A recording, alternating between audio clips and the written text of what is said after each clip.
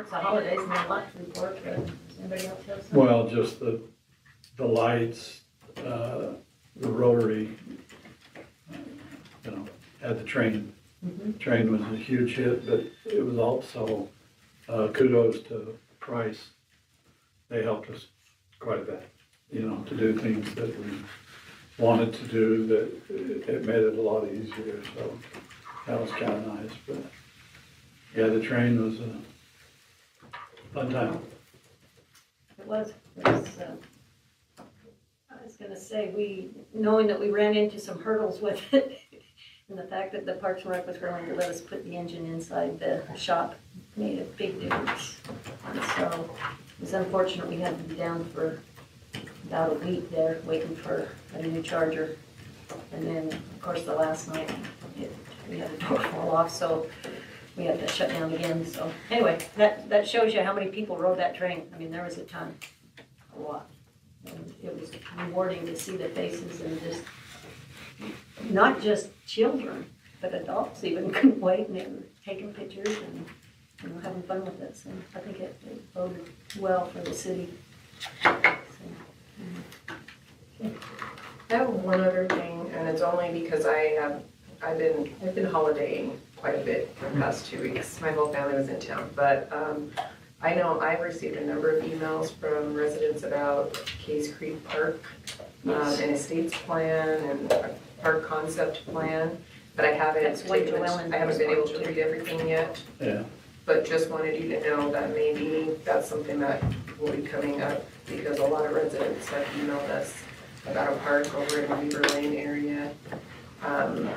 I can forward, I'm sure all of us can forward those emails to you if some of us haven't already done so. It's the one right next to to you and the Dave. corridor.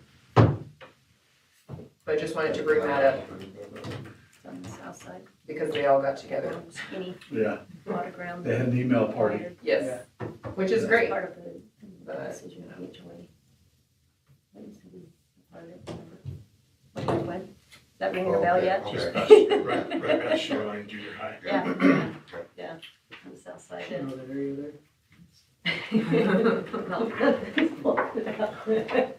Okay. Yeah, and I know, I think Joellen sent a response from what because I forwarded that on saying, hey, what's the last, if we need to know what's happening, and I think she ended up responding. Okay. I haven't seen all of it yet. Like I said, I've been on vacation.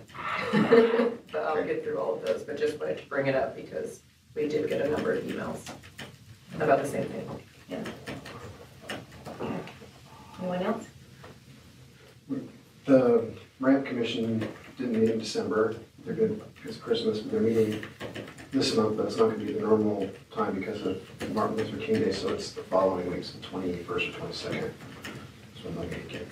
So, and then I guess the legislative session begins here in a couple of weeks, so we've got our meeting next week. Then, Yeah, the night here, 7:30 in the morning with and we'll be involved in that. elected officials. That's it. All I have. Speaking of that, let me just quickly remind, or find out who wants to attend or plans on going to the day of the legislature. It's the 17th this year with our youth. I told Tori that I will go. I don't know the exact time yet, but I told her I'd let her know by tomorrow. So Zach won't be able to, or you can go down to it. Since I don't have a job, It's a fact. You are retired. The day job. Yeah. Day job. you could have You were the said, train you could have said retired. Right. I didn't say that. It was implied, Dave. That doesn't work. We all have jobs except Dave, right? Also, just so you guys know, the league, the spring conference, that we're gonna be getting an email on that to see who wants to attend, because I know we wanna. And so I'll ask you the question, did you have a preference on the hotels, because we passed David Abbey in, and then we switched to the one that's closest. The closest one. You like Yeah. that better? The one, what? I can't remember, was it next door? Yeah, Yeah, so you didn't have to hit right. Yeah, that's the best place for it. All right, well then, it looks like I made the right decision Yeah. today, but I wasn't sure. Clint's looking for a bicycle place. Just ride a bike, yeah. Yeah. Okay, all right. Okay, I think that's it, then let's go ahead and proceed with our regular agenda item, which is item number 2, which is Chad's gonna be presenting.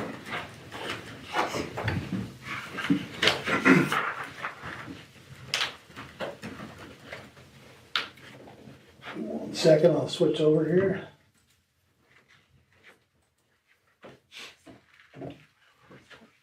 Mayor and Council, just want to talk to you a little bit about ordinance amendment that's coming up. This is a state mandated ordinance amendment. You'll remember last session, I'm going to skip past these slides real quick. Last session, the state legislature adopted SB 174 that requires us to adopt subdivision review requirements.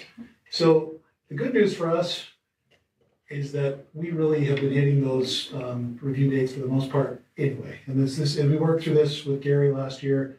You know, there was a question about, well, is this going to cause any issues? Our informal turnaround for these reviews has been 10 to 15 business days from city staff. Now, this is going to be no longer that informal, it'll be a formal requirement now, but that's been our review steps anyway for a long time. So we've talked to the various city divisions, fire, engineering, planning, of course, our parks folks. This is something that we feel like, you know, we've already been trying to meet anyway. So the two things that are going to change significantly is that we have to designate a land use authority for review of subdivisions. Now, we've done that for the most part. Planning Commission does most of those. There's a couple of these reviews, though, that the city council is designated as the land use authority. That has to no longer happen. So the legislation says specifically that the council can't be that land use authority for these subdivision administrative reviews. So that's going to change. On a couple of our applications, notably it'll be we have the CTH zone, which is our condo townhome zone, where we have a requirement that council's the land use authority. That'll change. It'll now be planning commission on that as far as the proposal that we're making. And then there is one other type that I'll get to that slide and tell you. It just slipped my mind. One notable exception to this is that the council can continue to be the land use authority on anything that has sensitive lands associated with it. So our plan is to leave that just the way it is. You're going to see one tonight, the sensitive land application. That's going to continue forward because the SB 174 allows that to continue to occur. Excuse me. The bigger issue for many municipalities, again, this is not as big of an issue for us, as we do have a 15 business day preliminary plat requirement and a 20 business day final plat requirement. That's pretty much what we've been doing for many years, as I said. One of the big changes are four max. I'm gonna go through this really quick so we get it all there on the board, but we have review cycles now. We have 4 maximum review cycles. There is a little bit of an ambiguity in the state law about whether or not we get 4 review cycles for preliminary and 4 for final. I will tell you that across the state, there's been a difference of opinion on what that means. I think you're going to see clarification this session from the legislature about what that means. Our council, Gary, that was involved in that adoption, he indicated that it was always the intent that that would be 4 for preliminary and 4 for final. That is the way we proceeded. We may get correction on that this legislative session, but we'll see. There is a little bit of ambiguity there, and I will say that there is a difference of opinion on some of the municipal attorneys on how that is interpreted right now. But again, the council that was involved in the adoption of this told us that that was the intent to have 4 at each stage. You can see what happens. The applicant submits an application for review. We have an opportunity to verify whether that application is complete. We'll have a checklist. The state legislation allows us to come up with a checklist that gives specific items that have to be submitted for a preliminary and final plat. We'll have that adopted at the same time. That doesn't require council adoption, but that'll be adopted at the same time we adopt this ordinance. This is going to be effective as soon as we adopt it, but it has to be done by no later than February 1st of this year. Once we get that application complete, we have the ability to review it 15 or 20 business days, depending on the type of application, give corrections back to the applicant, and then the applicant has to provide detailed responses. This is going to be a big change, not for the city, but for the applicants. Our requirement is that we have to provide them with the code section, that requires a change to their plans, like if it's a code section related to sewer lines or street widths, we have to give them the code citation. That's not gonna be, it'll be a little bit more detailed than what we've done in the past. Sometimes we've just said you need to change this, et cetera. But we know those code sections, we'll put those in a letter. We provide that letter back to them. What we haven't had in the past is detailed responses from the applicant. They're now going to have to give a detailed response to every plan review comment. If they have some disagreement with us, they're gonna have to cite a code that tells why they feel like this shouldn't be done that way. So that's gonna be a difference for these applicants, and we think that's gonna be something that's gonna be interesting to see how it unfolds with some of our land use applicants on that. If we don't have all of our staff review comments addressed in a review cycle, that review cycle is not considered to be complete. So if an applicant chooses to submit something, they haven't addressed all of our comments, we can just simply say that review cycle is not done until you have reviewed all of our review comments. 15 to 20 business days? Is that, I'm a little confused, is that the time they have So they to get also, it done? they also have that time period, that's correct. Okay. That's, So there on is a that slide time- there, yeah, on that slide, that was referring to our time period. Yeah, yes. that was what we put out, yeah. Yeah. So Chad, back to the applicant's review, is that part of the online application? Are they having to respond online with that, or? We don't how have is an that? online review right now for those types of land use applications. We anticipate we will eventually, but right now it's all done via email and that type of process. We do have paperless submittals right now, but we don't have an online portal for subdivision review right now, so. Okay, that's a goal. It is, we'll get there eventually. It actually works pretty well right now. We have review memos that are put together by our review staff. Those are sent out to the applicant via email, and then they can read. So that's happening right now. We haven't had paper submittals for, I don't know, 3.5 years. It's been a while since we've started, except we just have PDF submittals and the plans are submitted that way as well. So here's the one, oh, sorry, go ahead. So we see things periodically through these projects. So you mentioned before the townhome and the condo designation, we no longer see which part of that. The plat, the subdivision plat portion of that. So that's pretty much what you get. And the CTH zone, that is the application. They're usually subdividing that property into individual units. What about, what about in the PRUD where You'll still part of see, that, we have townhomes and PRUDs and so that'd be you'll different, still, or? sorry, I didn't, No, ahead. no, I didn't mean to jump in. don't You'll jump in, still you know what I'm see- asking. With the PRDs, you'll still, that's a legislative decision. You'll still be involved in all of those. So that, the part that you won't be, that was the second one, I'm glad you brought that up. Once you have that concept plan review for a PRD, then the review body becomes the plan commission for the plat, the actual preliminary plat itself. So the utility plans, the detailed street plans. But as far as concept goes and the number of townhomes and the densities and all those things, that's a legislative act of the PRD. Council still the land use authority. So it's an attempt to streamline so the council doesn't see it again and like, wait a minute, what about this, what about that? That's like, you already made that decision. You can't come back and make these decisions again. Yeah. You've already made the decision. Yeah. That Let the too, planning there's also commission do its some, administrative. exactly. There's some zones that just allow townhomes as a by right use, so that wouldn't come back. No in. one's come to you. Okay. So here's where we're maybe going a little different from what the state law requires, and then this is what we want to talk with the council about predominantly tonight. That is, here's those two review types that are specifically lined out in the state code. Here's all the things we review, land use wise. You've got site plans, conditional use, land use reviews. That's essentially reviewing something to see if it's a permitted or a conditional use. Sensitive land reviews. There's all these different types of review types. As we've looked at this and the way we process these things internally, we feel like the thing that makes the most sense is for us to have kind of one review process for all these land use applications, so that as we're reviewing land use applications, we don't have to go, okay, is this one of those 15-day or 20-day ones? Which one do we apply here? So we are actually proposing a brand new section of code, chapter of code, 1903. And what that will do is bring all of these different type of land use applications into one timing. We would want, as staff, to have one timing. We actually have to do two timings because state code gave that 15 to 20 days. But what we're proposing is that everything besides that preliminary plat, which is required by state code to have that 15-day review, we'll have a 20 business day review. So that would include things like conditional use permits, our site plan review. Like I said, right now it's a 10 to 15 day, kind of informal policy, 10 to 15 business days. And the reason we want to make that consistent is so that we do have folks that are doing a lot of different things. We have engineers that are not just reviewing plans, but they're also working on public works projects and other things. We want to make sure that they have consistency, and I know I have that 20 days to get this review done. So that is something that's not required by state law, we think makes sense. We've talked to all of our different reviewing departments. They all feel the same way, that it would be nice to have some consistency. I don't know really why the 15 days exists with the preliminary plats, other than this. As Gary went through this and was talking about this with the various municipalities last year, he found out that a lot of people's preliminary plat process is very, very rudimentary. They don't do a lot of review up front. Now that's a policy choice.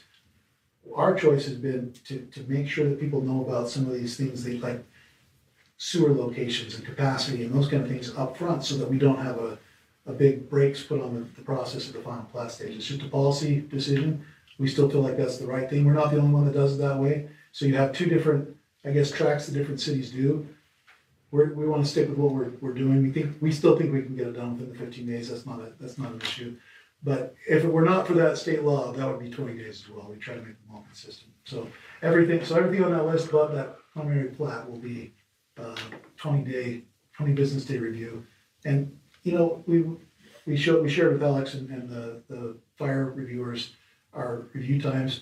We really do see that most of our reviewers were already hitting that 15 business days very consistently. So we think this is something that's very achievable, and that's the thing. We want to make sure you have a chance to look at that, ask any questions you may have about that change, because it is outside the requirement of the state code. So I'm looking at development plans specifically because we talk about those a lot. Like when zone changes come before us and, we ask all these other questions and we're like, well, we don't have a development plan yet. When you add, development plan and all these others on here, how does that change the role for the council for any of those other applications? Does it change anything? It doesn't, no. The development plan is something that doesn't come to the council right now. Those would be for mixed use zones that already have the zoning. So that stops the planning commission now. It'll continue to stop the planning commission, but what it would do is just formalize the time frame that we have to review those. So it'd be that 20 business days and the 4 review cycles. We think, again, we feel like if you get to a 4th review cycle, something, especially now with the new state requirements that require detailed responses, something's gone wrong. I mean, we should be able to nail everything down in the first couple, hopefully maybe a 3rd.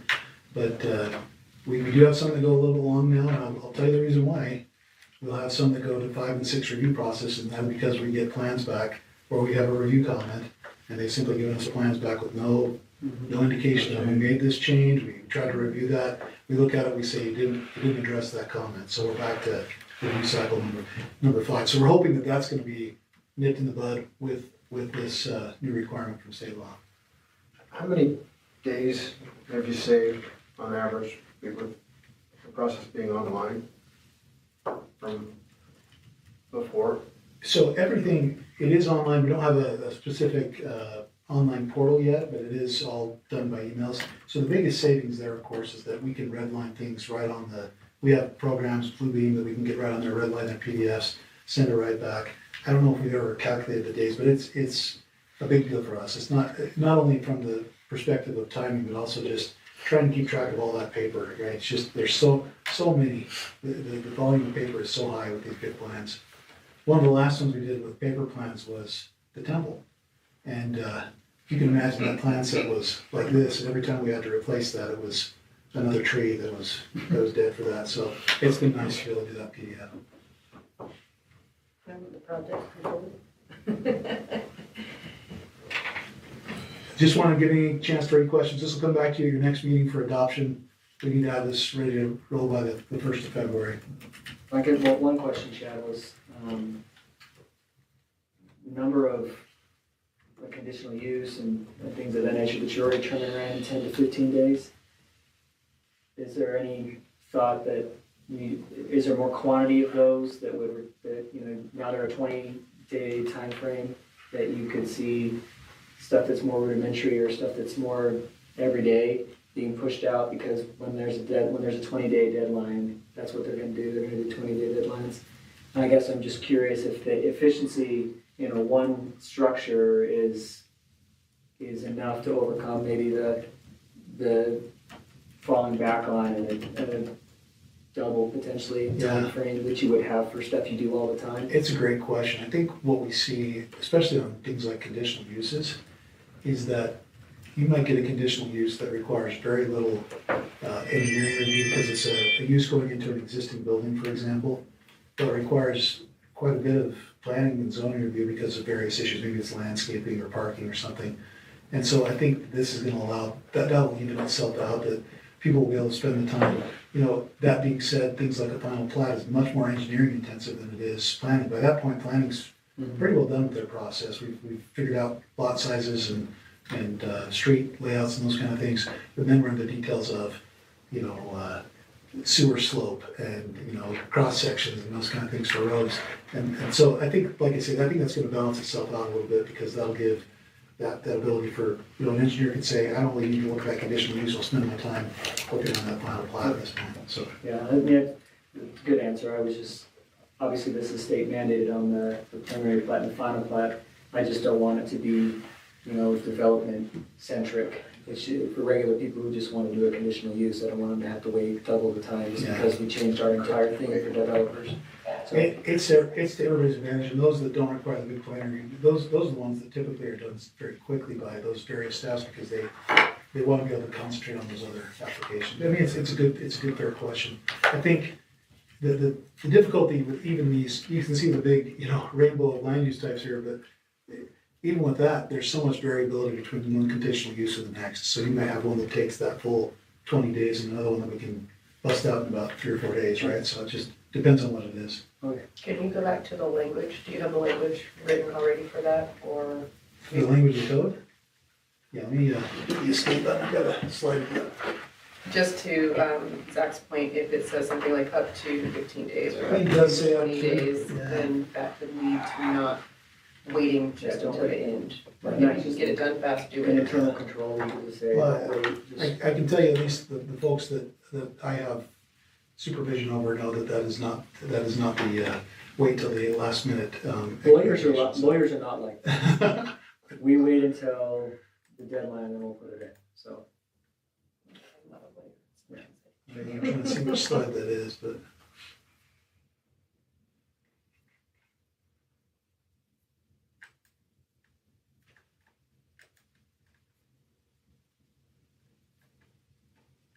I think it's there. So no later Later, than, Dan. yeah. Thank you. Yeah. Any other questions? Okay, we'll be bringing this back next meeting. Thank you. Thanks, Jeff, for doing that and for bringing it forward now. Thanks for giving us time. You bet. Okay, I'll go down to our mayor's report, and what I do tonight is I'm gonna, we talked about recycling just briefly before, and I thought it would be good that if we had Layton Rich from Wasatch come and present the slide deck that was given that was presented to the board members as well. So Nathan, if you're going to step up and turn the time over to you, I'll let you introduce your staff. So. Thank you, Mayor, members of the council. My name is Nathan Rich. Thank you. A couple of staff members came to provide me a little moral support. Preston Lee is our operations manager, and Julie McIntosh is my assistant. And it's funny, I don't know how this happens, but as of, I don't know, about 6 months ago, there's only one employee at Wasatch Integrated that's been there longer than I have. And I think you remember when I came to Wasatch, it's 25 years in a couple of weeks. Anyway, so Preston and Julie both came on pretty shortly after I took the director position. But anyway, I appreciate the opportunity to come and present and bear with me if I lose my voice. I think it's since COVID. I don't quite have the voice I used to. It's been a while since I've been to Layton. In fact, it's been long enough that I had to remind Dave that that we've met before. Yeah, In fact, I think most of the council members probably have not been to our facility. I know that Tyson, who's on the phone, did kind of get an incidental tour of the facility at a meeting we had with the Davis Chamber. So that's good news. I'd like to start by inviting you. Would love to have you come on a tour of the facilities and see what it is that we're doing with your waste. So, slight correction. Go ahead. didn't we do something like that? We did. It's been a few years ago. Yeah, oh, yeah. Say, I think I know you guys were on the council then. Were you up a couple of years ago? Yeah, we were up, We took- I've not been. we went and watched all the belts and Oh, okay. all the garbage that was supposed to go somewhere went somewhere else. Awesome. Stuff like that. Yeah, it's one of these. So, Yeah. great, open invitation. If you'd like to see what we're doing, we'd love to have you up. Slight correction, this is not exactly the deck that we presented in the February board meeting. So I've made some, right, things have been moving a little bit and I wanted to take, and I apologize, I will move through this pretty quickly. But I didn't remind the board who we were because, but I think that's always appropriate when you come to city is you don't spend a lot of time thinking about what happens to your garbage. We are a special service district. We're actually owned by Davis and Morgan County and the 15 cities within those counties. So essentially, all of the cities in Davis County with the exception of Bountiful. We currently handle about 337,000 tons of municipal solid waste annually and serve about 330,000 residents. You can do the math on, even I can do the math here. Each resident generates about a ton of waste in a year, and it's our job to do something with that waste. We are currently 73 full-time employees, and we are managed by a 19-member administrative control board, and you are well aware that Mayor Petro serves as your representative on that board. This is what Davis and Morgan County look like. This is our mission statement, and usually I gloss over this, but I do want to talk about the mission statement just a little bit. This was actually updated substantially in 2012, so it's served us for a while. We went through a process of updating our 20-year solid waste management plan in 2012, and you can see primarily provide sustainable, cost-effective, environmentally sound solid waste management. Sustainable and cost-effective, all three of those are very important to the district. Fiscal integrity is important to the district. Recognize waste as a resource through reuse, reduction, recycling, production of fuels, energy, financially viable.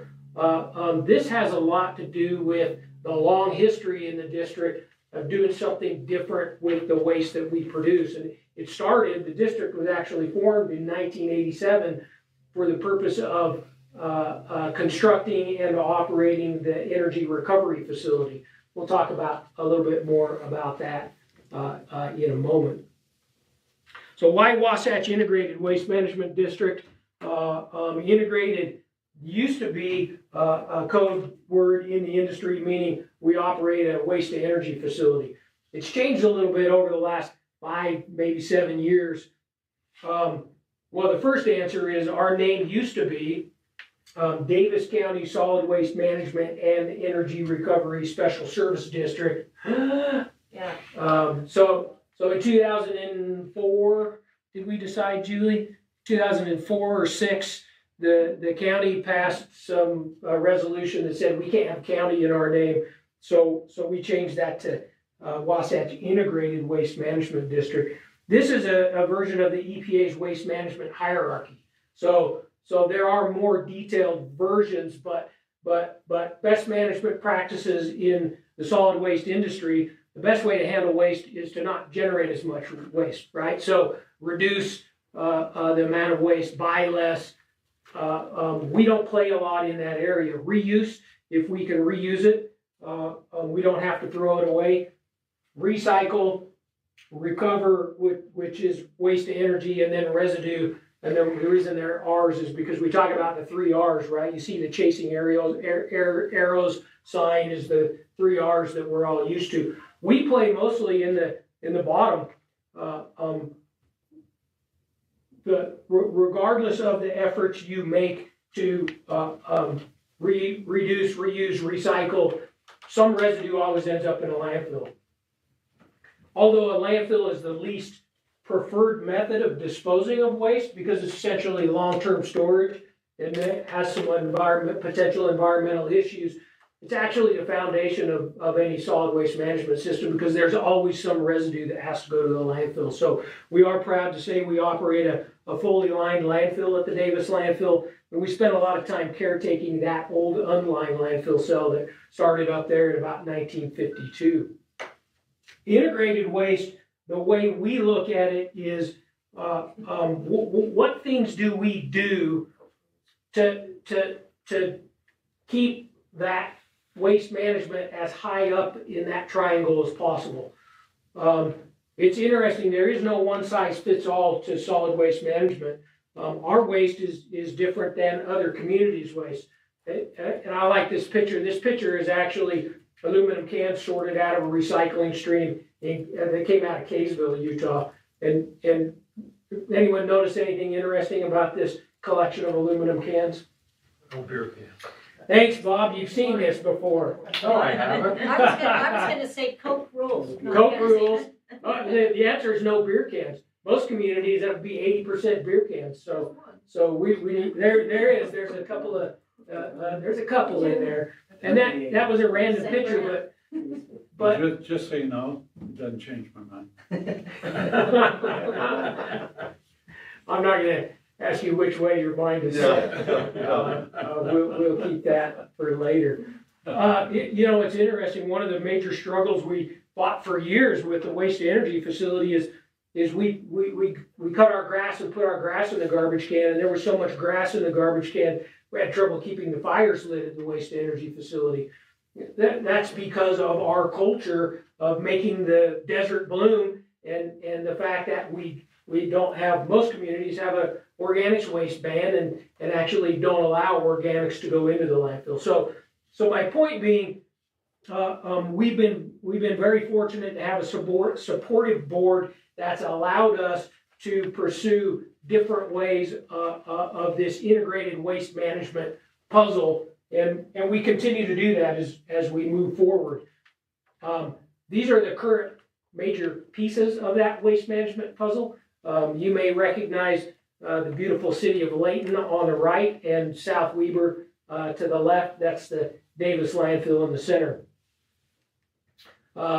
Green waste recycling and composting facility. This is currently the largest recycling component of our system. We recycle about 20,000 tons of green waste per year, comes through that facility, turns into compost, usable wood chips.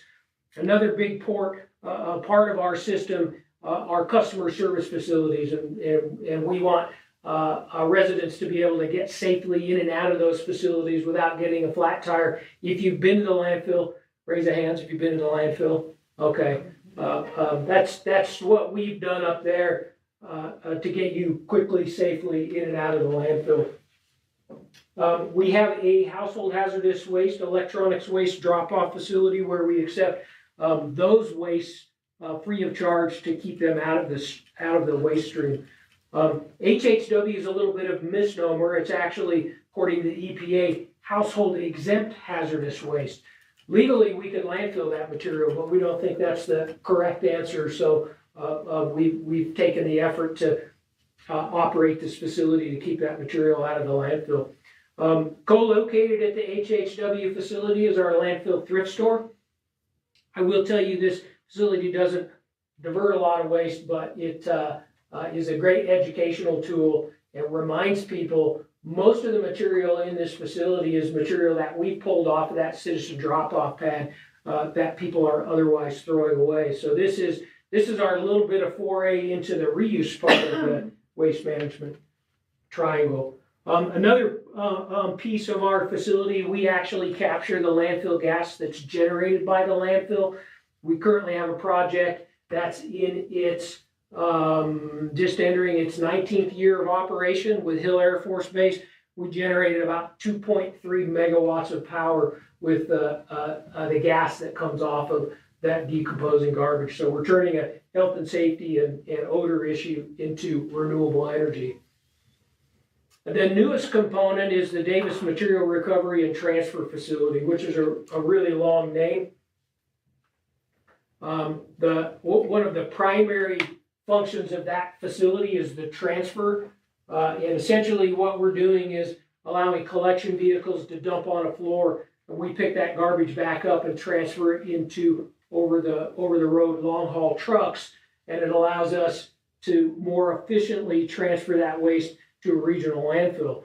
That's our primary method right now of extending the life of the Davis landfill, is actually hauling it over 100 miles to a landfill. It's currently Waste Management's landfill in the Skull Valley Reservation. The other component of that is the material recovery facility, and that facility is currently processing commingled recyclables, and we from that blue can, we do two things. We recover the recyclables. We're currently recovering and are able to market cardboard, mixed paper, aluminum, steel, and plastics number 1 and plastics number 2. It's pretty common in the industry right now. These are the things that have a commercial market currently. The other ability, which is a little bit unique that we really leverage at this facility, is non-recyclable plastics and paper. Just checking, Preston, was mixed paper on that other list? So it is mixed paper. So we can also build a mixed paper bale. There's a lot of non-recyclable plastic that ends up in that blue recycling bin. The plastic film, yogurt containers is plastic number 5. A lot of not very clean paper. Instead of telling residents, don't put those materials in your recycling bin, because the markets can change in the future and we will have the ability to pull out some of those materials.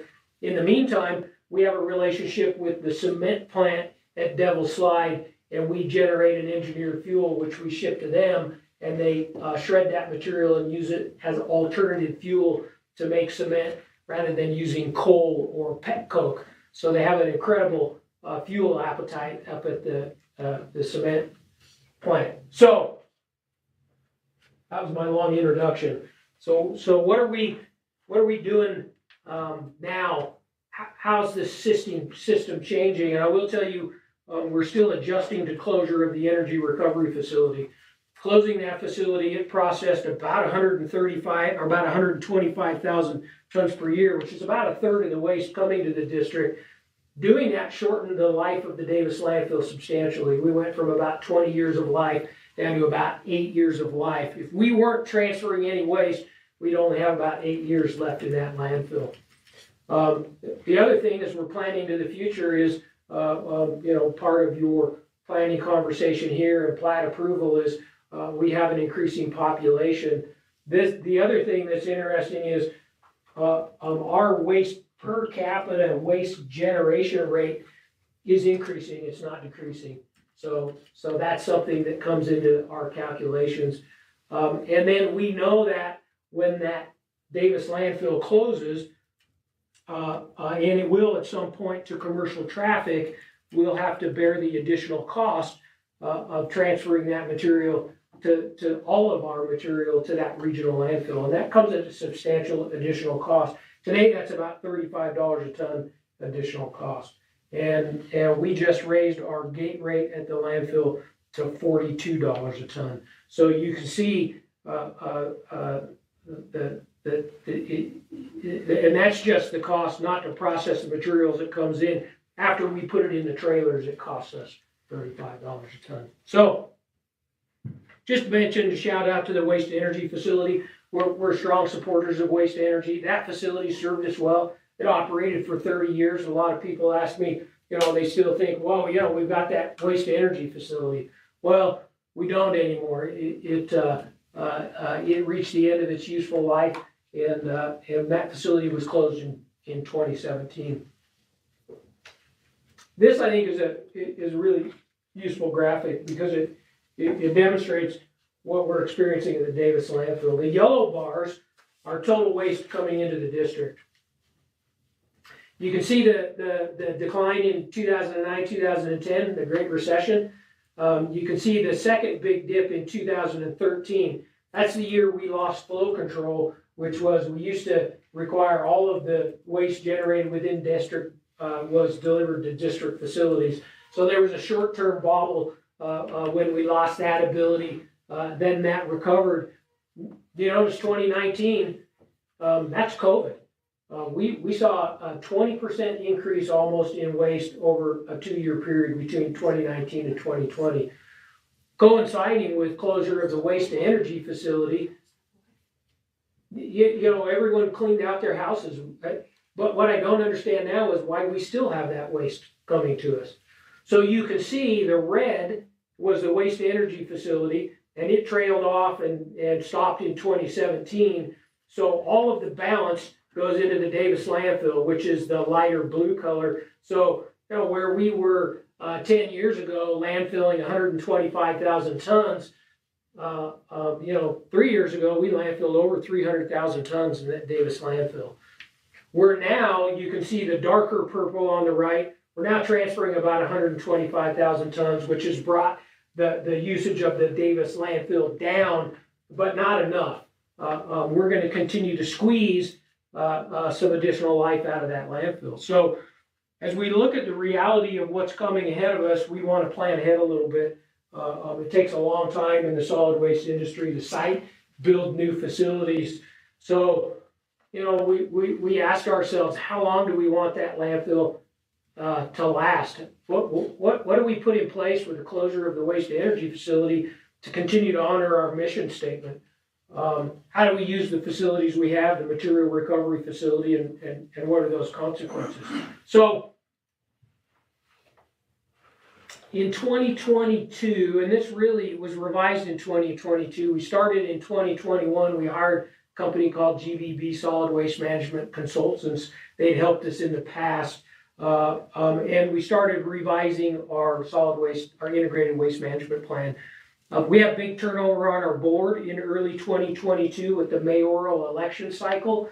And so we use that as an opportunity to educate the new board members coming on. I want to say we had 14 out of 19 new board members in 2022. We created a board advisory committee that oversaw that process. There were a series of open and public meetings. We identified potential scenarios and we modeled financial outcomes of some of those scenarios. We also did a survey of residents and asked some interesting questions. And you can see a lot of this information in that plan. It's available on our website. The recommendations in the plan, and this plan was approved just a little bit over a year ago by the board in November of 2022. And the first recommendation was to stop using the material recovery facility to process mixed waste. So for a period of time, that facility was actually built with the ability to process MSW. And our goal with that was to recover recyclables directly from the garbage. But more importantly, we know we have so much organics in that waste. We thought we could build a high organic material that would be attractive to the new anaerobic digester in South Davis County, and they would take that as fuel and make renewable natural gas. That facility is having its own struggles. The material is not well suited for that, and also the cement kiln did not have the appetite for engineered fuel that they claimed they might have. So we weren't achieving the diversion that we had hoped to. One of the primary recommendations of the plan was, let's stop processing MSW and focus on processing recyclables through the material recovery facility, which is frankly a little more industry standard practice. We set a somewhat arbitrary, but not entirely arbitrary, life of the Davis landfill at about 18 years. And that's because you have to, for it to run efficiently, you have to have a certain volume in it. But then, you know, if we trim it a little bit, we have to transfer more. And anyway, so we pushed that out to 18 years. We achieved that through two mechanisms. One is we transfer more waste to the regional landfill, or we divert more waste from the waste stream, which means we do something else with the waste. One way to do that is to support robust recycling programs district-wide. We believe through both curbside recycling and curbside green waste and green waste recycling that we can divert up to about 30% of the residential waste from the waste stream, which means we don't have to transfer it or put it in the landfill. There were some other recommendations. We are looking at some equipment modifications to the material recovery facility, and then long-term plans. When the landfill closes, we'll need to build some additional transfer capacity, and those are in the plan out in about the 13-year time frame. So those facilities are constructed about the time that the landfill stops operating. So the reason really we're here talking tonight is because we spent a year trying to figure out, okay, how do we move forward with this recommendation to implement robust recycling district-wide? So what does that mean? Well, and that means to encourage it and or require curbside recycling in all cities in the district. Either an opt-out or a mandatory program, and that's ultimately morphed into our proposal for bundled program. And a part of that robust district wide recycling has always been providing educational materials and supporting commercial recycling initiatives. So the plan had this goal, but it didn't lay out really what we needed to do. So for the last year, we took the plan recommendations and we said, how are we going to implement those? So we hired another engineering firm, Jacobs Engineering, and they assisted us with the implementation. So over the last year, we've collected and evaluated data from member cities. Layton responded to a request from the district to tell us about your solid waste program as the other cities did. We interviewed several peer jurisdictions to try to determine best practices, try to find out what other communities have seen as pitfalls, and then we collected feedback both from haulers and city managers, and the board ultimately took action on the plan that was proposed last month, 2 months ago, I guess now.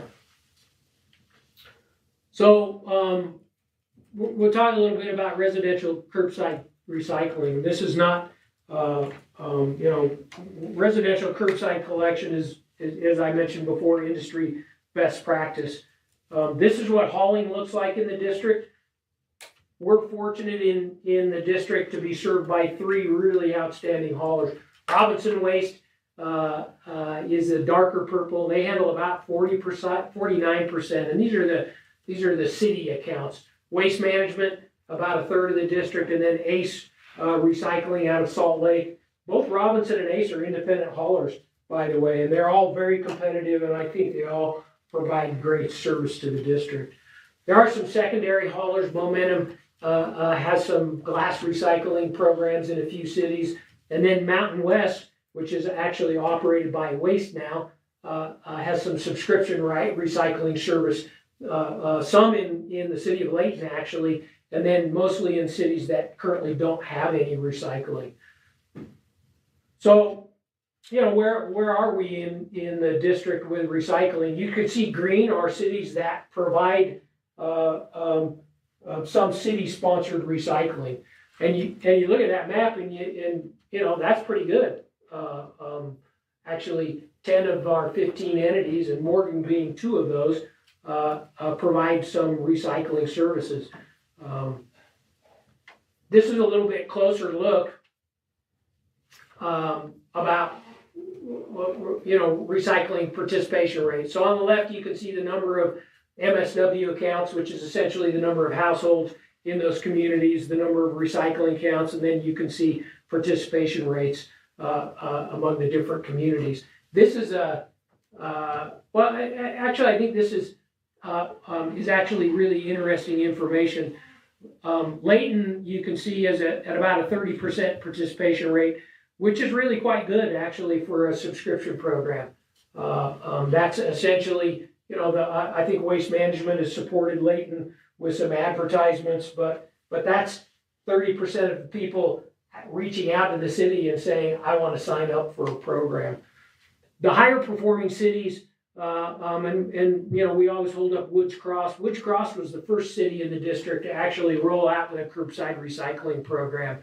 Initially, they rolled it out as an opt-out, like most of the other cities you can see are opt-out / mandatory. Opt-out in this sense means that when the program is opt-out, the city tells their residents, you have maybe a 2-month period. They advertise in the city newsletters that the program is coming. Tell us if you don't want the bin. And after that period, the opt-out period ends, it becomes mandatory. So it's called opt-out, but essentially they become mandatory. And then from that point forward, anybody who moves into those communities is automatically given a recycling bin. So that's why opt-out programs typically roll out. We've seen in the district, right when they roll out around 85% participation. And then over time, you can see the more mature programs, Centerville and Farmington, West Bountiful, those have climbed over time because of, as new residents move in, the programs are mandatory. The ones that I've indicated are opt-out / optional. There are a couple of cities. Clearfield, I think, is notable. They were at about 86% recycling, and 3 years ago they decided to drop the mandatory part, and they've slipped from about 86 to 53% because of the optional. Sunset has done the same thing, but they rolled their program out quite a few years ago, probably 7 to 8 years ago. It's interesting that you look at Hayesville and West Point, both felt like, well, we should have higher rates than that because we are mandatory. What happened in those cities is and this is one reason that we think bundled is important, is the second part, when anyone moves in, they get a recycling bin, was never really enforced. And so when somebody moved into the community and they called up to get a garbage can, the city staff, it wasn't their job to push recycling. It wasn't their job to have an argument about somebody moving in, whether they should have a recycling bin. And so they've seen those numbers backslide a little bit. And that's just that attrition to the program because it's not a bundled service. We're not going to spend a lot of time talking about the economic or environmental reasons for recycling. That's going to come later when our new sustainability coordinator makes the rounds with me. So you ask yourself, what does the performance look like? And this is a graphical representation of that prior slide. So we see cities with the best, and the blue is this is percent diversion, so percent of total waste generated and percent of that waste diverted through the different programs. The commingled recycling programs, and then you can see we have curbside green waste programs in 7 of our cities as well. The programs, the best performing curbside programs right now, you can see are achieving about 10% diversion. We believe as we move to more participation and better education, because education is a big part of what we're talking about, and uniform education, getting people to put more material into those bins, that we can achieve about a 15% through the recycling bin. So, good question for City Council. What do those bins cost? This is a graphical representation of what cities charge their residents. And the black is the first garbage can, and the blue on top of that is the first recycling bin. And we know a couple things. And these are rank ordered on the left. This is the recycling bin. These are rank ordered lowest to highest in terms of cost per can. And this is the fee that is charged by the hauler to the city. So what you'll notice, and this drives me crazy as an engineer, I would have put that graph a different direction. But what we know is the higher the participation rate, the lower the unit cost of the recycling bin is. And that makes perfect sense because the truck is stopping more often if he's picking up all the households. So as you get down into the lower participation rate, the cost per can goes up. The other thing we know is that you can see over on the right, and again, these are rank ordered. We've included the piece of information of who's paying for the bin. Does the city own the bin or the hauler own the bin? And of course, there's some additional cost if the city asks the hauler to provide that bin. What we do know, and I've left this information with you, is that in a high participation curbside recycling program, you should be able to provide a bin for less than $5. Now, I can't guarantee that, and it's not my job to contract your hauling bin, but I will tell you a couple of things that I know about those recycling costs. So if you look at these costs, the only cost in here that was bid under the current conditions was West Bountiful, and they have a cost of about $3.65 per household. So let me tell you what's changed. When all of these contracts were bid, your contractor was hauling the material to the material recovery facilities in Salt Lake City. So either to Rocky Mountain Recycling or to Waste Management's material recovery, and those facilities are a little west of Redwood Road at about 1314 South in Salt Lake City. Today, they're hauling those recyclables to Layton. So their hauling distance and time is less. The other thing is, previously when they showed up at that material recovery facility, for everyone except for Waste Management, because they're vertically integrated and they own the processing facility and the hauling, when those other haulers show up at the facility, they're paying a processing fee for the material recovery facility. And that's highly volatile, I will tell you. Currently, that processing fee, and these are hard numbers to pin down because they're privately owned facilities and they're not as open with their information as we are. But I understand that those are currently in the $50 to $60 per ton range. Today, that processing fee is covered by the district in the operation of our material recovery facility. And we did that intentionally because we were trying to do a couple of things. One is drive down the cost of the recycling can to the cities to provide that to their resident. The other one is to protect the hauler from the market risk of operating a material recovery facility and allow the hauler to bid his hauling on what they do, and it's haul. And I'll tell you that the two independent contractors are tickled about this because we've taken that risk away from the haulers. So anyway, things to keep in mind if and when you look at expanding the curbside recycling.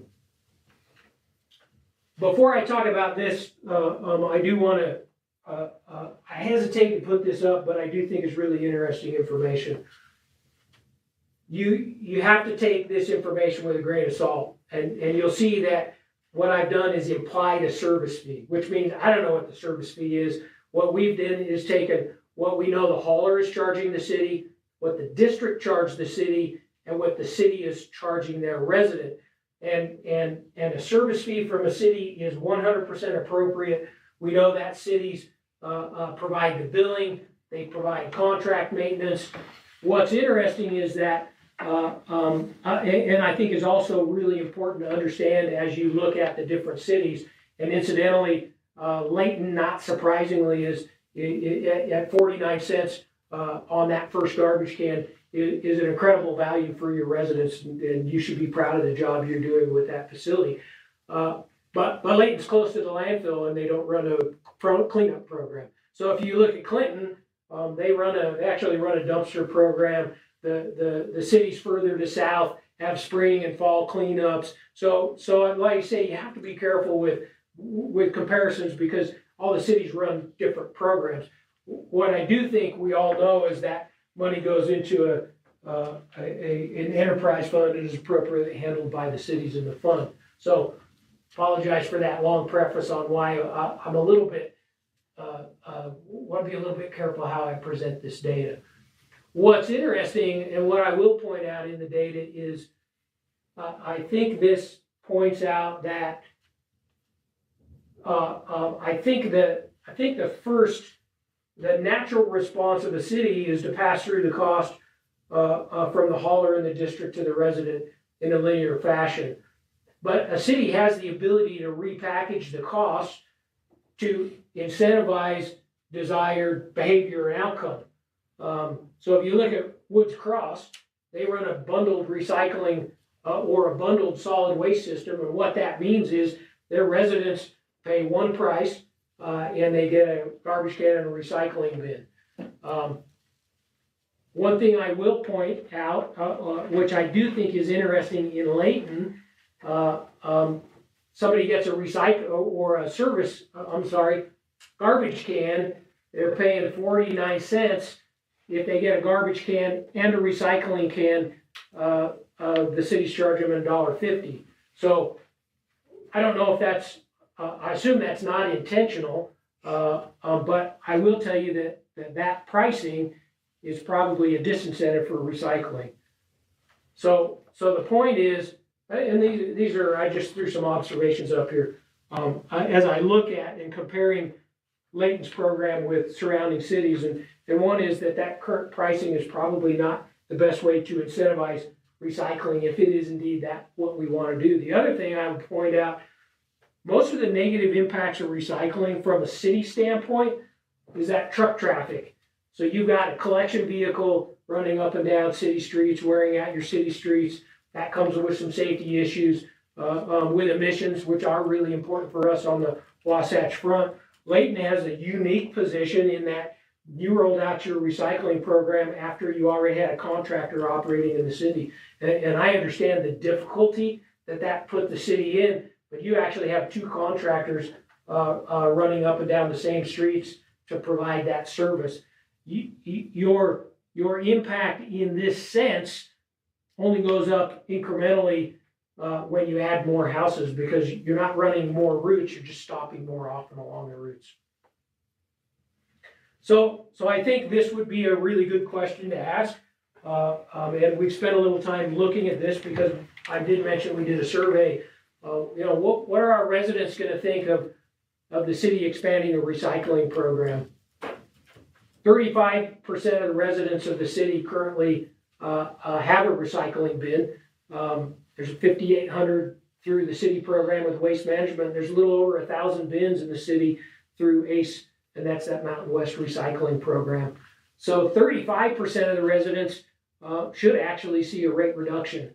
36% of residents, and let me tell you where I came up with that, in the survey, and we had about 385-ish residents of Layton respond to the survey. And we first asked them, do you recycle? And for those that said no, we said, would you be willing to pay $5 for a recycling can? 56% of those people said, yeah, we'd be willing to pay $5 for a recycling can. So that rounds up to another 36, which means about 71% of your residents should be pretty happy to pay $5 for a recycling can. Now, the other 29%, I'm not going to presume to tell you how they're going to feel. So where the district and the board settled as we went through this 2-year process, really over the last year, is what's the best ways to approach this, and we're suggesting bundled service solves a lot of issues. I actually live in Ogden, and I spent very little time telling people how great my solid waste system is, because frankly it's not that great. But I have one line item on my utility bill. It's $25, and it gets me a recycling can and a garbage can, and that it's not uncommon, I think, to handle it that way. The reasons to do that is we know from efficiency If we bundle, we'll get higher participation, and higher participation drives cost per household down. The other thing is, I will say this, this is a lot of work. In going through the effort to roll out and expand recycling programs, we want them to actually result in diversion. We want them to be effective, and the higher for the participation rate, the more actual diversion that we will get. And then the third thing, we talk about those cities that are trailing off a little bit, is it helps us avoid that subscription drift, and I think also protects city staff a little bit in terms of it's not their job to defend why people should have a recycling can. This is what primarily the resolution that the district passed in November. We're requiring member entities to implement bundled curbside recycling and solid waste services. The things you see there in bullets are pretty standard things that are already happening. Weekly solid waste collection, a minimum of bi-weekly recycling collection, and then I think this is what is going to feel a little new, is the bundled solid waste and recycling fee. So if a customer decides not to use all the services, i.e. I don't want a recycling bin, that's fine. Please pick up that recycling bin, but it doesn't change what they pay. The other thing is, and this has always been a big part of our program, is we're working on generating some educational materials that will assist the cities with, and ask everybody to use coordinated, consistent educational materials so that we have the right materials showing up to the material recovery facility. We did think a little bit about a city hardship policy. We're suggesting that member entities should be able to develop their own policies. If somebody, and the example that comes to mind is service personnel, or if somebody comes in and says, I just can't afford the $5, city can certainly price those services any way they see fit. But we think that that hardship policy should not be used to opt them out of the recycling service. Just because you're poor doesn't mean that you shouldn't be recycling. We all generate recyclable materials that we should be handling in it by not putting in the garbage can. This is a path forward, and this has been modified slightly from what we presented in the board meeting. We have actually made an offer, and our new sustainability coordinator starts work on Monday. And our goal is we'll spend the next bit of time preparing an educational outreach program. So what you're getting is an early version of what the other cities are going to get. And it's lacking some of that educational outreach bit that's going to go with that. Our goal is to make the rounds of city councils the first quarter of this year, support city contracting efforts as requested, and then continue to provide additional educational opportunities. We've set the board set a deadline of July 2025 for programs to be implemented, and this is. That's probably not my party thought, but this is what I really would like the city council to understand. This is a process. We're 2.5 years through this part of the process. We make changes to what the district does all the time. We pass resolutions just like a city council does, and if there are concerns with the process, we invite the city to be involved in the process, come to the board, and the board is a mix of your peers, and I fully expect the board will be open, and did we get this right, completely right the first time? Probably not. I don't know that I've done that yet, but what's nice is we have the opportunity to keep working through the process. So with that, any questions that you have for me? And I really appreciate your patience and apologize for taking so much of your time. So it's a lot of information. I had asked Nathan if I could come down here. Actually, I was not at the original meeting when it was passed. I was out of the country. But, just watching this and seeing this actually for the first time, one of my thoughts is that, and again, I was with a bunch of the local leaders last night at this thing going on, is that, it's really kind of a mixed feeling towards this. Some feel very strongly, some have lots of questions, some seem like they're against it.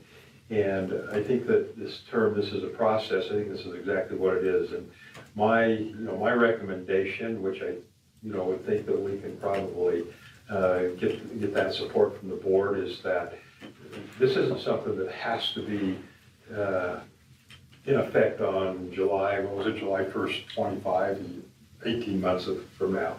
It could be, 2 years from now.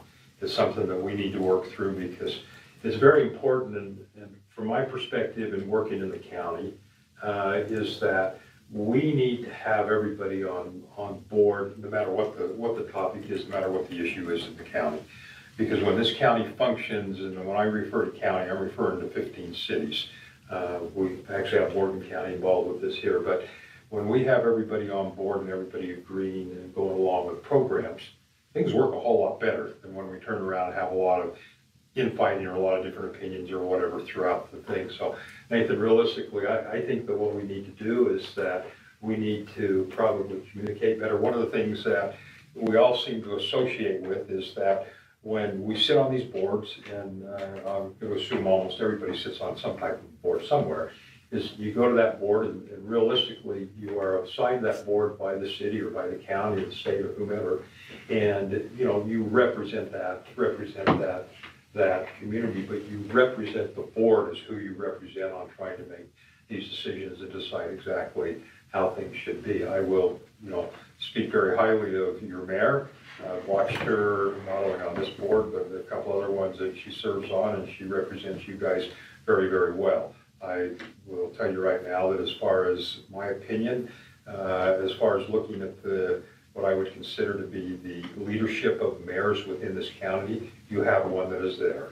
And it's very important from past experience that Layton City does have that leadership because of the fact that, I say this because I'm a resident here, we're the big guys and we're the leaders and we have to show that leadership within there, and she represents that very, very well. And I think that what happens though is sometimes you get caught up in representing that board or being on that board and looking at things in the future. And sometimes with all of the cities, the communication process is not as strong as maybe it should be. I'm guilty of that myself. I was guilty of that when I sat in this position a few years ago.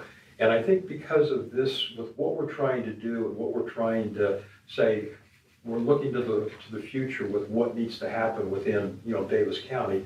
I think we probably need to take a little bit more time, Nathan, and I think we need to do an education process, and I think we need to talk to the board and bring it to the board again and say, you know what, we need to kick this around, and we need to know that everybody understands and have a feeling so that we know that each of those representatives understands where their council and where their city is on this.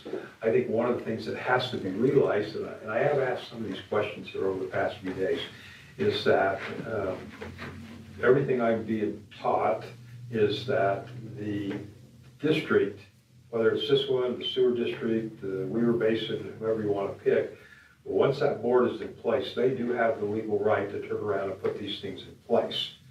And as we go through what I hope we get the board to do, the process of better educating and better understanding, if it becomes a simple majority that wants to go this way, then unless somebody steps up and says not, that the district has the right to basically implement this.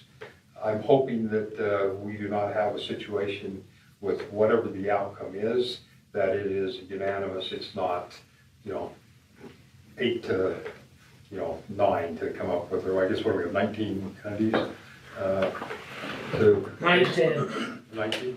19. So I hope that's not the way it is. We want to basically, from my perspective, is to make this work with everybody in agreement, everybody understanding and realizing what's there. and Nathan's last thing I'll say is that, you know, I am not what you refer to as a big environmentalist. But I do believe that environmental type things are not becoming a political issue. I think they're becoming a reality. I think with what we've seen with how the weather's acting in the Great Salt Lake, we're all right now trying to figure out how we can cut back on watering. We're trying to look more at dryscape, park strips. We're trying to, all these things that you can just go back 3-4 years ago, and we're not even being talked about. So the question is what's going to be talked about 4 or 5 years from now? Recycling type things, for all we know, you know, the legislature, maybe even federally, there becomes a law put in place that says everybody has to do it. I'm hoping that what we can do in Davis County is to turn around and look at the fact of, okay, you know what, let's figure out how we can stay ahead of the curve. How can we be leaders, which we have been in this county? I sat in a meeting earlier today to where the people were talking, turned around and said, without a doubt, Davis County is the best county. This had to do with the judicial system. Said Davis County is by far the best county in this state as far as how they run the judicial type things in this county. And you know, it's compliments, and we hear those things all the time. And it's not because of Davis County government. It's because we've got 15 good cities that work together, that have their own personalities, that want to bring all this together. And we're very fortunate. The city managers that we have in this county are as high quality as you can ever get. And there's just so many good things that we have to keep going, and I do not want to see this become a thorn in the side without us working through and making this whole thing come together. So with that, I'll be quiet. So we can ask questions? Yeah, I would. No, That's the purpose. Well, I apologize, you could have interrupted me all along, it probably would have been more interesting. That's okay. So my question is almost along the lines of what Commissioner is speaking on. You did roll through the 3 options that the board discussed, and it was, you emphasized a couple of times that you discussed this for a year. So we saw the November 2022, and then the vote came in 2023. And you've alluded to, this is what the board has agreed upon, this being this requirement, and that these cities and members will have 18 months to roll out. My question is, well, I don't know if it's necessarily a question, but having an 18-month rollout or a 2-year rollout or whatever, I don't know that either of those things are really an issue or a problem. But I think speaking to what Bob is saying, the more pressing thing, at least for me as a council member, is not that the board is in agreement with moving forward with this plan, but that all the entities that the board represents is in agreement. And so educating city councils during this first quarter of 2024 is all fine, but it sounds still like the cart going before the horse. And so is there some opportunity for the board to revisit rolling back this decision and starting this process with the education piece to the councils, so that the councils can also take that to the public? And, you know, I mean, I don't argue with the data you've presented. I'm a data person, so that I get completely. I think the concern, at least for me, is all of these things being done, and then it's like, oh, well, now we're gonna educate you about it, and we're gonna say that you need to move along with all of these things, we're gonna do all of this. That, to me, there's time to do that prior to this decision already being made. I appreciate your not question. I mean, I'll ask the question. No, you're because you're absolutely right, and that's what I've been telling people, is there is time.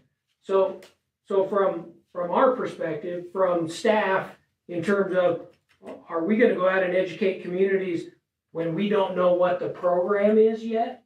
Clearly, we wouldn't be capable of educating communities and trying to bring them on. I'm hesitant. I have a small staff, administrative staff.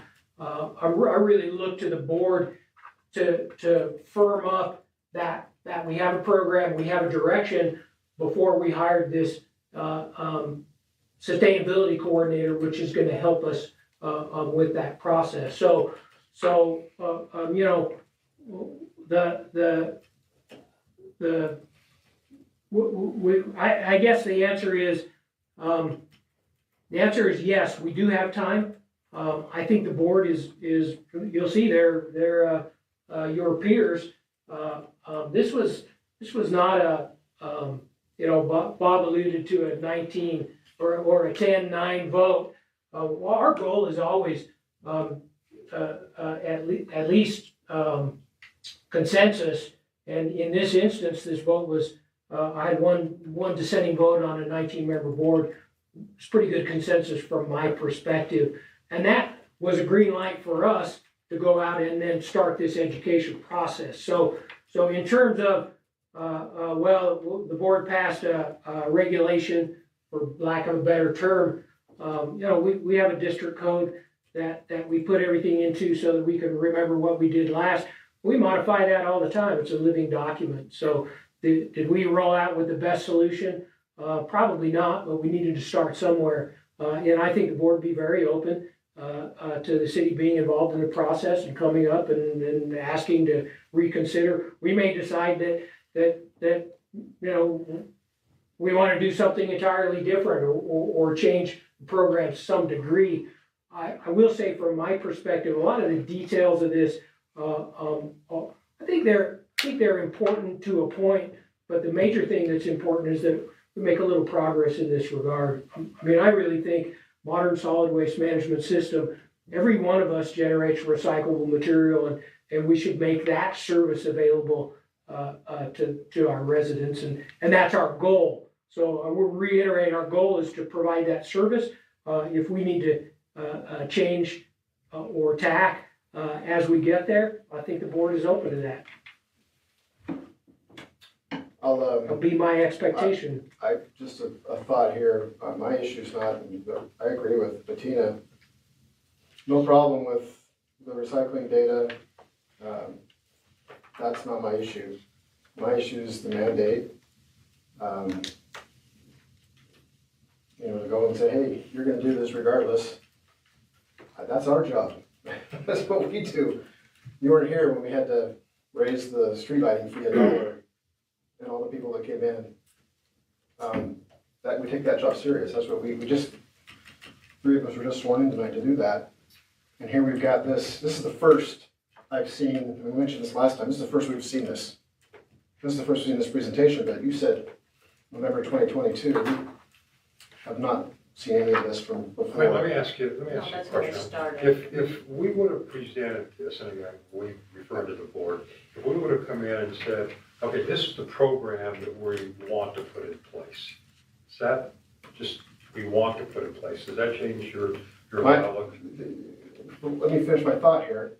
You mentioned you also did a survey that said there's some appetite for recycling in our city. Was the question, if you're gonna be mandated, are you okay with $5? Or would you be willing to pay $5? That's a different question. It is a very different question. That process is, Bob's at the county. If they wanna raise taxes, they go through truth and taxation. Sewer district, same thing. Mosquito abatement, same thing. Weaver Basin, same thing. Yet this, not happening. It's a board of 19 people, and here you go, here's your mandate. That's tough. That is just tough. And when the people, if this continues to go, regardless of when it starts or when it's implemented, people are going to figure it out when they get a bill or when someone drops a blue can on their doorstep and said, hey, guess what? Here's your blue can, and by the way, you owe us that. That's not how we do things. It's not how we do things here. So it's tough that. And I get that you're in the board, you mentioned it, you're in this board, you're looking at the future, and this is what you do all day long. You're 100% in, which I get, which we appreciate, because we need to have somebody looking this way. But politically and economically for citizens, that's our role to watch out and not this board. So I love for the board to go back and look at this and say, hey, you'd have at least 5 of us here on your volunteer campaign to have Layton residents, we hear there's an appetite for recycling. Let's have it be voluntary. We go out, an educational thing to Tina's point, and I bet your 30% goes to 60%. Voluntary. We last year, we went through the water that Bob mentioned as well. We didn't mandate, we didn't mandate restrictions, we just asked people, hey, would you do this? Yeah, And I agree, so the water was. The heavy hand here is just an issue for me, and so, But Clint, on your water, you did raise your rates, and if people were using more well, water. last year, well, yeah, from the year before, but yeah, and we told them, and they can come in, and there's the process of people knowing. Nobody knows this, other than the group here, and you're 19 people Because on your we're board. at the start of the process, and I just reiterate that again. I would love to go out and present this process without it being a mandate. The mandate part is not what we do, I think you would it's not how we find, roll. I think you would find the board would be open to that. You know, from my perspective, and I understand what you're saying.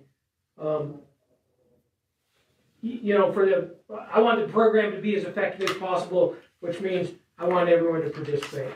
So, you know, have your perspective and that, yeah, it's a, It is a perspective. I understand that issue. It is my perspective, it Yeah. is. Anyone else? We got about a minute left, so. I know, sorry.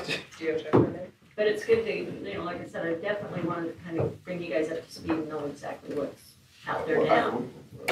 And we're the first ones, so I appreciate that. And I told you what I was willing to do, so any feedback is great. I just want to say that with what Clint said, so I don't have to reiterate everything. We need a hand in this. And we need a hand representing our citizens so that we can give it to them in a way that it's not saying, tough luck. This is what's gonna happen, so get ready. No, to say, this is what we'd like to do and this is why. You know, because pretty soon it's gonna, you're not gonna be able to go to the dump for $10. You know, it's gonna cost you, well, you may have to go somewhere else, period. You know, and those things so that they understand, they feel it, and they do it voluntarily. And then I think it helps in two ways. When you mandate something, you don't always get what you want, okay? When people accept it, you know, because they want it, then you get a better situation of what you wanted. You may not get enough, but, you know, there's people, I won't mention any names because I really like the guy, that, you know, would use the light blue garbage can the same as I'd use my other garbage can. So what did he gain? You know, and so, you know, we would just like to have the opportunity to have the citizens say, yeah, and not have us say, you're gonna get it.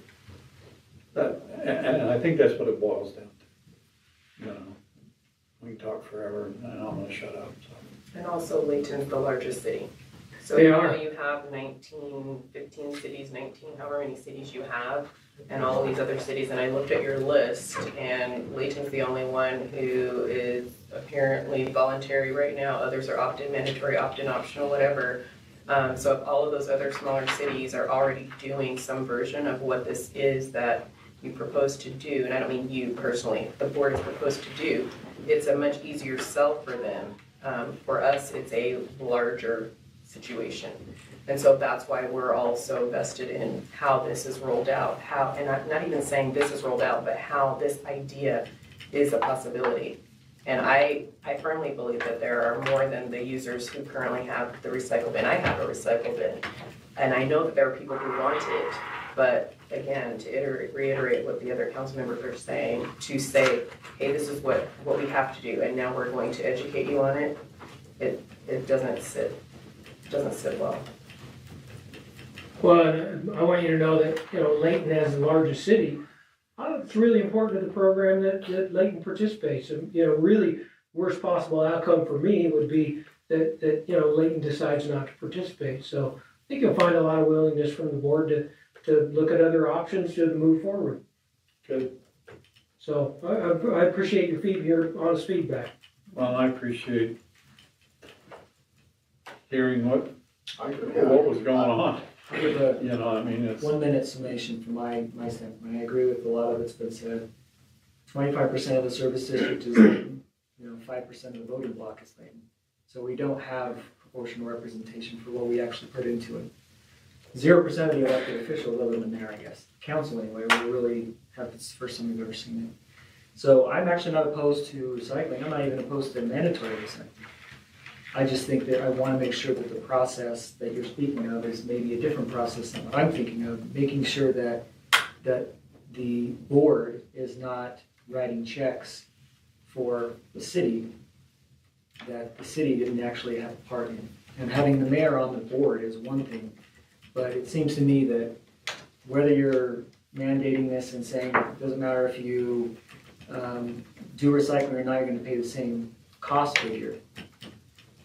We have to make those decisions as a city, and I think that the process should start without the mandate. We may get to the mandate that we have to do it because we need to protect it. I'm not even opposed to that on a principle matter. It's just whether us being completely out of the loop in the decision making, whether that was allowed. And that's why I'm not really my questions are mostly legal questions on not whether the outcome. I think I understand why the board went that direction. Totally understand it. It's just whether the board has the legal authority to do that. And Clint and Drake and we've discussed that in here, and whether that's something that the creation of the board has become sort of a Frankenstein that can do things that the city would not be able to do without a public hearing, without a public meeting. And that's the question. And so I think it's a lot of questions that go along with that. And I don't know where those go. And again, that's why my concerns, and this is super helpful from my standpoint, from a data standpoint, we want to make sure that the landfill has a longer lifespan. And I'm not opposed to recycling. And again, I'm not even opposed to mandatory recycling. It's just about who gets to make that decision. So I appreciate you sharing that information. Well, I would add to that, as far as where I'm coming from, and I'll be quiet, is volunteer first. Let's educate, let's volunteer, and then if it's, hey, if we don't get to this point, we're gonna have to do this to save that. I mean, that's a different discussion, I feel. It's different. Okay. Yeah, thanks, Dave. appreciate that. And bite at a time, there's a lot to be said for that approach. Yeah, I just want to jump right to the end, and there may be ways that make more sense to get there. I think the board will be open to that. But I appreciate your time. Questions on what you want to let Tyson know? Yeah, Tyson, did you want to chime in, or? Yeah, I guess I think my point's mostly been made by the other council members as well, the concern about the process. But, one thought I've had all along, especially after touring the facility up there a month or so ago, I feel like the size Layton is, the amount of residents, if we went up to a 60% voluntary participation, the quality of the recycling material that goes into that facility is going to be a lot higher than giving everyone a recycle can. I feel like that's going to cause some problems with garbage getting put in those recycle cans, and you can allude to, or Nathan, Preston, you guys can talk about that, but I just feel like the quality of the recycling and your process would be better served if it's a voluntary program rather than mandating it and giving everyone the recycle can. Who knows what's going to end up in them. Tyson, I appreciate the comment. And one thing that we do know moving forward is that there will need to be an ongoing educational component. Yes. And that's adding that permanent full-time position that we've added to the district. So there will be, everyone complains about what do I put in my bin? So have consistent quality educational is really going to be a big component of the program going forward. So again, I thank you. I apologize for taking so much of your time. So here's a question, is there an expectation about the timing of the board board's willingness to review this Well, issue. we have, I think our next board meeting is February 5th or something like February that. 7th. So Yeah, make so sure I- There'll be some talks about that. Yeah, definitely. Okay, all I want to know is, did you raise my street light fee $1? Damn right. okay, Yours was free. Where was I on that one? Yours. all right. We didn't call you. Yours was due. It was Just mandatory. real quick, Mayor, you do have one agenda left on that Yeah, I item, was so we just gonna need a say. motion to continue it till after the public meeting. And I was trying to wrap up here, knowing that we're all, we're Yeah. already 8 minutes behind, but that's okay. Like I've said in the past, when there's a good topic at hand, I'm willing to take it and allow the discussion to take place so that we all feel comfortable with the outcome of the decision. So with that, I do need a motion to come out of our work meeting with the acknowledgement that we had one more item on the agenda, and are you going to make a motion that we come back for that after our city council meeting? I move that we continue the work meeting after the public council meeting. Okay, is there a second? All in favor? Aye. Okay, thank you. Why can't we Okay, leave we'll it, adjourn. you know? Thank you again for And being then here, you just come guys, back in. for doing that. Well, you could do that. I just. I thought you were saying, why can't you?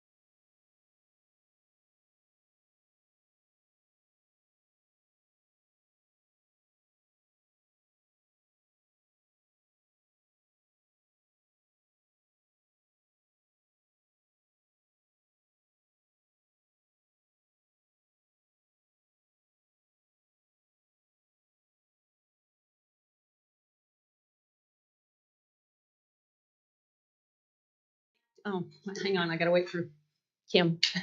I was gonna get going when I realized.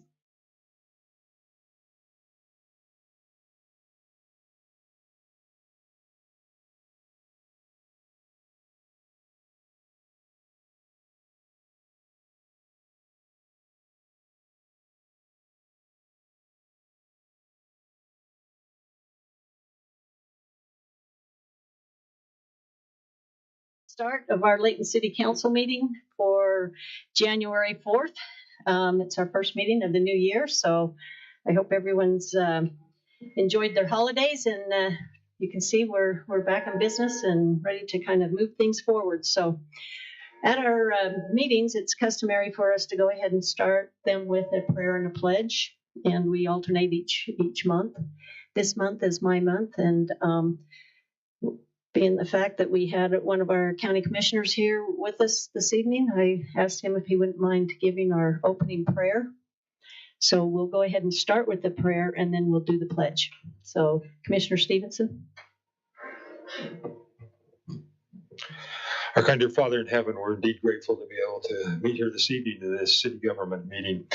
We're very grateful for this country and for the opportunities that we have with the freedoms and for the blessings of a government that allows us to be able to have free speech and to be able to stand up for the things that we believe are correct and right. We're thankful so much for the men and women in this country who serve us in the different armed services, and we'd ask thee, especially during the conflicts that are taking place across this world, that thou may watch over all of our service people. We're thankful again for these leaders, for these people who are willing to spend their time and be able to learn and understand and research the issues to be able to make decisions which represent all of us. Again, we're grateful for thee, for the love of this country, and for all thou hast done for us, and would ask for the continued blessing of moisture that we need so badly in this area. And we say these things in the name of Jesus Christ. Amen. Amen. Thank you very much. Would everyone please rise and follow me in the Pledge of Allegiance? I pledge allegiance to the flag of the United States of America and to the republic for which it stands, one nation, under God, indivisible, with liberty and justice for all. Okay, thank you very much. And once again, thank you for our patience and our late start. I also want to acknowledge the fact that we do have a full quorum here tonight. Councilmember Tyson Roberts is online, so he is present for this meeting. And also, I want to acknowledge the fact that prior to our previous meeting, we had our swearing-in ceremony for 3 of our council members, our returning council members. So I want to acknowledge that. We have Councilmember Dave Thomas on the end over here, Councilmember Clint Morris, and Councilmember Zach Bloxham. So you can see that I'm excited that they're here and that we have a good team to work with. So with that, I'll go ahead and get our agenda underway. It's a very short meeting thing, or a very short agenda item. However, we do have 2 sets of minutes that need to be approved. So I'll bring that to the council for action. Madam Mayor, I would request for discussion from the city recorder that we remove the minutes for December 6th so the city recorder can do a little research on that. Okay. But with that, I would make a motion to approve the minutes of the Layton City Council meeting December 7th, 2023 as written. Second. Okay, I was going to say there's been a second that we adopt only 1 set of minutes tonight, which is the December 7th, 2023 meeting. All in favor, please say aye. Aye. I know it's delayed. Councilmember Roberts? Aye. Thank you. Okay. Yeah, I know.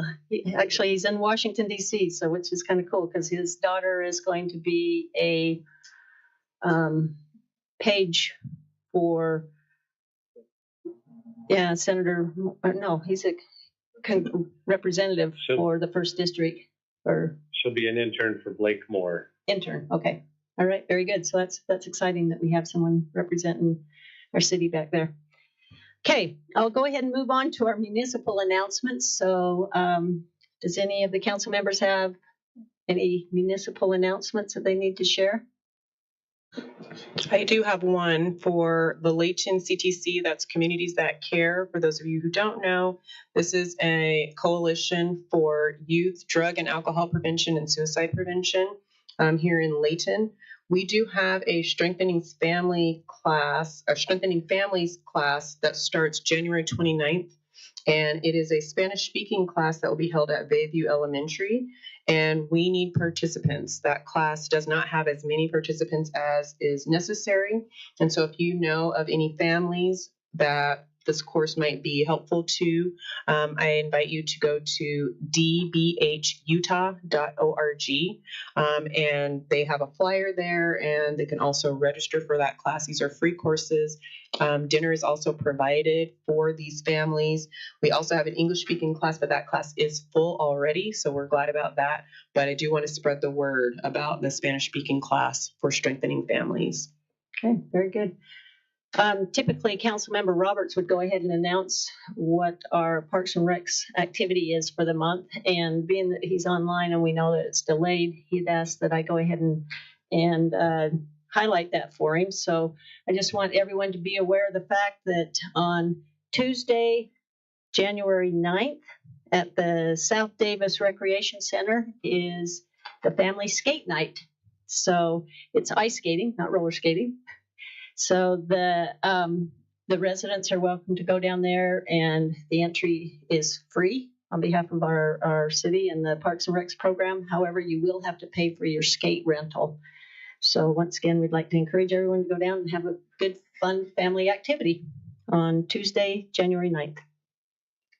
Okay, anyone else have any announcements they'd like to share? Okay, if not, I'll go ahead and move on then to our citizens' comment portion of our meeting. So this portion of our meeting is for anyone who would like to address the council on an item that is not listed on a public hearing. However, tonight we do not have a public hearing, so if you would like to make any comments, then you're welcome to come up to the podium and please state your name and address for the record. Okay, oh, are you gonna go? Okay, you're welcome to come up. Yeah. All right. Thank you, ladies and gentlemen of Layton City Council. My name is Braden Seymour. I live at 78 West Diamond Street, just a few minutes from here. I've brought this. Just wanted to bring this to the attention. I have in the past. The crosswalk that is located at the intersection of Hill Boulevard and Gordon Avenue is a very dangerous crosswalk right now. People have to basically play chicken with cars in order to get across. In fact, last night, my 14-year-old son and two of his friends were almost hit crossing that crosswalk last night. It's not very well lit, and it's also, it probably didn't really help that my son and his friends didn't have on very light clothing either. But regardless, that is one time too many where someone has been hit. My mom has almost been hit at that crosswalk once. My 8-year-old has almost been hit twice, and now my 14-year-old has almost been hit twice as well. So I'm just wanted to bring this to your attention that something needs to be done to make that crosswalk safer to use, especially during the day or even at night as well. So that way, drivers of cars will know that there's pedestrians using the crosswalk. Because I honestly don't want it to take I don't want an auto pedestrian accident to happen. That's one of the last things that I'm sure any of us would want. Okay, thank you. Yep. We appreciate that feedback. Hold on. Yep. Gordon and what? Hill Boulevard and Gordon Avenue, right by right by the church that's right there at 60 West on Gordon Avenue. Mm-hmm. Okay, thanks. You're welcome. Okay, does anyone else wish to address the council this time? Okay, if not, I'll go ahead and bring it back then to our regular agenda item, which is number 5, our consent item.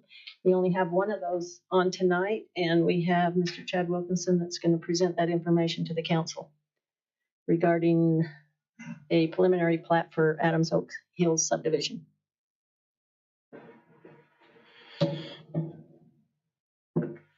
Thank you, Mayor, Council. This is, as was stated before, this is a preliminary plat for Adams Oak Hills subdivision.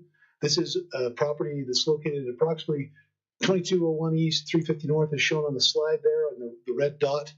Get a little bit closer now, so you can see a little bit more detail. You can see Oak Hills here on the south side of the property. You can see the hollow here there on the north side. Some of the adjacent existing development is single-family homes, predominantly to the east and south, with that open agricultural land to the north. This is a property that has some geotechnical constraints. It's within our sensitive lands overlay with the city. Just to remind the council of the process that the city goes through in reviewing and approving a subdivision in these areas. There is a geotechnical study that's submitted to the city. That study is reviewed by a third-party geotechnical engineer for compliance with best practices and with safety issues, safety factors that go along with any kind of development in geotechnical sensitive lands. That has occurred. I will say that originally this potential subdivision was proposed as a much larger subdivision with more lots. As they reviewed that geotechnical report, it became very clear that the mitigations needed to build that many lots on this property would be out of proportion with what could be done there. So that was pulled back to this 2-lot subdivision that's proposed for you tonight. Give you just an idea what that looks like. There's lots and lots going on this map. One thing to keep in mind is the scale of this property. These are very large properties that are being proposed. You can see on the map those 2 lots. I'll just kind of outline them with my cursor here. You've got lot 1 here shown with that boundary, and then lot 2 is the larger of the 2 lots shown outlined in this boundary.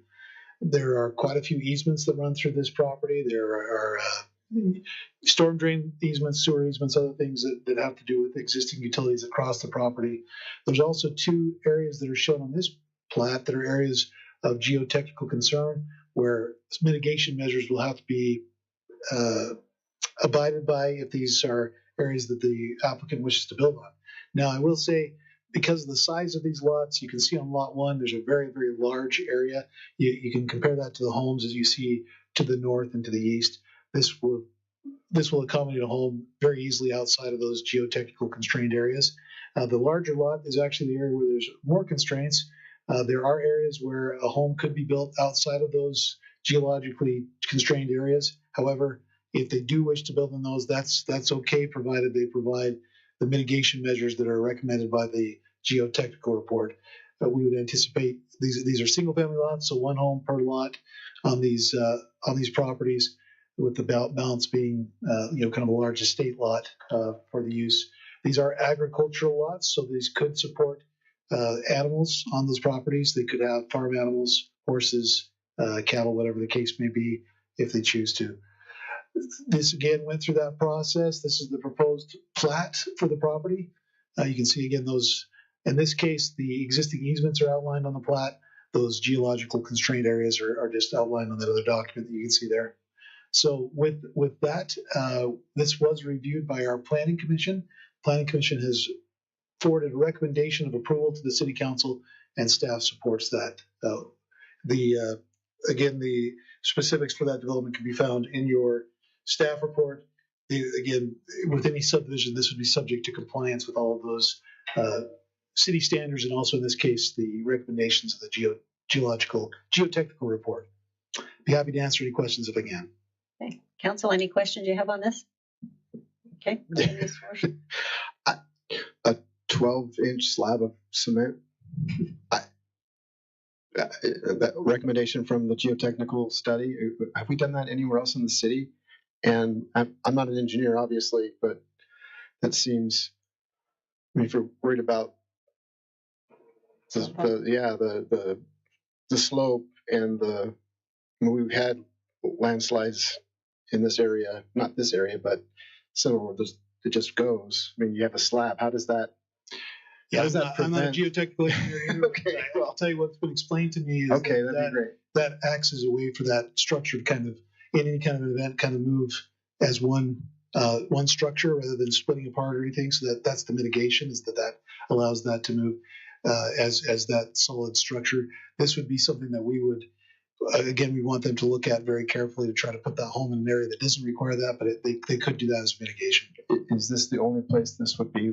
Have we done the cement slab anywhere else? I don't know of any other place where we've had that recommendation by the geotechnical engineer. I know that it was something that our third-party engineer said they have experience with. That was, it was something they've seen, not here in Layton. Not here, but our third-party geotechnical engineer that reviews these. So it's not an unheard of mitigation measure, but I'm not familiar with any others in Layton City.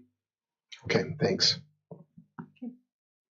I have 2 questions. The first one is, you mentioned that they originally wanted this subdivision to be larger.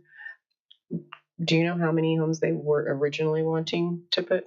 I don't remember the exact number of lots. It was over 10. I don't remember the exact number though. Yeah. Okay, and then on lot 2, can you go back to the previous slide? Mm-hmm.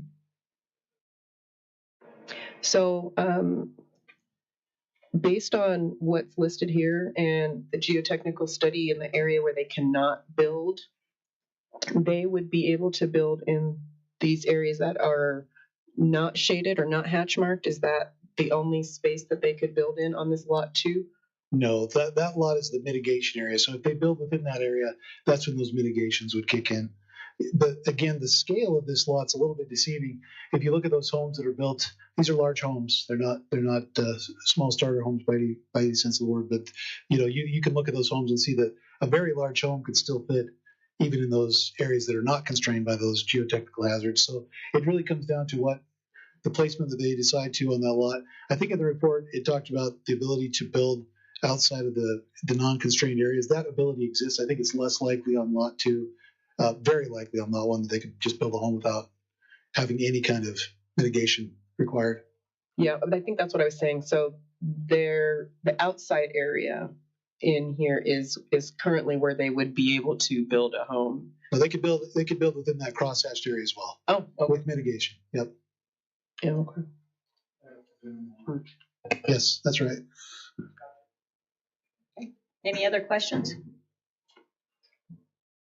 Here, Nathan. I guess with that being said, if that can be built with in those constraints, is there a reason why that's just one giant lot and not more subdivision? Yeah, that particular mitigation, that's just something that was discussed at length with staff from our third-party engineer and others.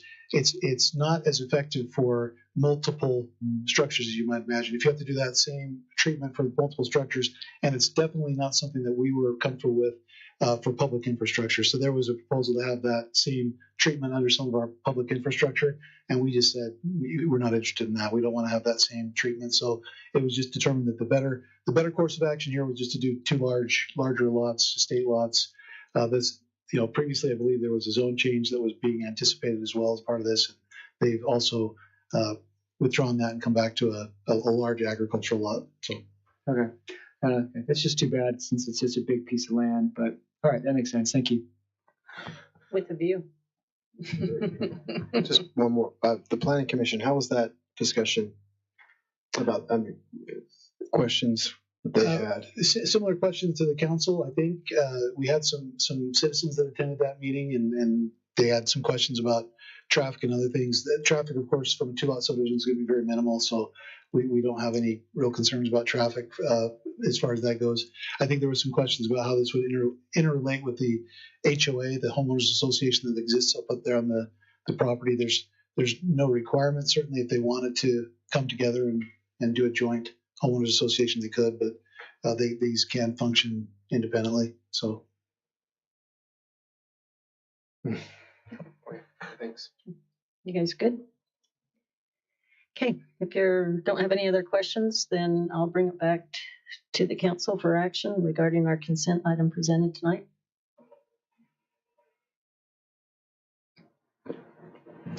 I move that, do I approve or adopt? We approve this, right? I move that we approve consent item A, the preliminary plat for Adams Oak Hill subdivision as presented. Okay, is there a second? Okay, it's been moved and second that we approve the preliminary plat for Adams Oak Hill subdivision. All in favor, please say aye. Aye. Yeah, I did hear Tyson as well, so that's a unanimous vote that has been taken here tonight. So with that, I'll bring it back to the fact that that is our one and only item on the agenda besides the minutes. So that I'll go down to basically some unfinished business, which we do have some unfinished business. But before I call for that action, I do want to acknowledge the fact we mentioned that we had our swearing in ceremony this morning, but this afternoon. And certainly there's some treats up here if anybody would like to grab one on your way out, you're welcome to. But in addition to that, we like to acknowledge birthdays on the council. And so this month is Councilmember Clint Morris's birthday. Yesterday. And I like to find out what their favorite snack is. And in this case, we've got gummy bears. We've got a bunch of gummy bears. So I got to bring this plate over. Sure. And Mr. Morris gets the plate of gummy bears here. And you can go ahead and pass them on. So anyway, I appreciate everyone once again for their patience. And I'll bring this back to the council then for a what am I gonna say? You need to, bring about the fact that we need to go back into a work session, closed door meeting, but also can, conclude this meeting. So who would like to make that motion? So you can do it all in one motion if you'd like, or you could do the motion to adjourn this meeting and then just resume your Regular schedule. regular scheduled meeting. You can take the vote in there or in here, whatever you prefer. Okay. Well, these guys are pretty seasoned. Who wants to go ahead and take the action for us? So I need somebody to say. Let birthday boy do it. Okay, I move that we adjourn this meeting and reconvene our work session in a closed session. Hey, is there a second? Second. Yay, we have a motion and a second. All in favor, please say aye. Aye. Okay, thank you very much. Thank you everyone who attended our meeting this evening.